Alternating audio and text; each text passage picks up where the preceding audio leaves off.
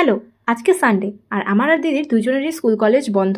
তাই সকালে উঠেই আমরা চলে যাই বাজার করতে। বাজার বাড়ি থেকে সামনে, তাই ফাটা পড়া রৌদ্র দিলেও টোটো না নিয়ে হেঁটেই চলে যাই। বাজার করতে গেলে কি লাগবে? টাকা। তাই আগে টাকা বের করি আর চলে যাই প্রথমে সবজি কিনতে। সেখান থেকে সবজি কিনে দিদিকে এই ভারী প্লাস্টিকটা দিয়ে আমি আরামসে পিছনে ভিডিও করে করে যেতে থাকি। আর সানডে স্পেশাল চিকেন তো বাড়িতে হবেই, তাই আধা কেজি চিকেনও কিনে নিই। সামনে ছিল কেকের দোকান, ভাবলাম দুপুরে তো খেতে পাবি, তাই একটু কেকও নিয়ে নিলাম। আর তারপরে মুড়ির দোকান থেকে ছাতু আর চিড়া নিয়ে আমরা চলে গেলাম মাছ বাজারে। অনেকক্ষণ ঘোরাঘুরির পর আমরা শিং মাছ দেখি আর ভাবি যে বাবার জন্য শিং মাছই নিয়ে যাবো। তারপরে আমি মাছ কিনি, দিদি ওখান থেকে সয়াবিন কিনে আমরা চলে যাই দই কিনতে, কারণ চিকেনের জন্য লাগবে দই। কিন্তু দুটো দোকানেই দই কিনতে না পেয়ে মনে কষ্ট নিয়ে আমরা চলে যাই পানকলা কিনতে। এত কিছু কেনার পরেও এখনো আমাদের বাজার শেষ হয়নি। এখন হলো ডাল, লবণ, হলুদ আর কি কি কেনা বাকি ছিল।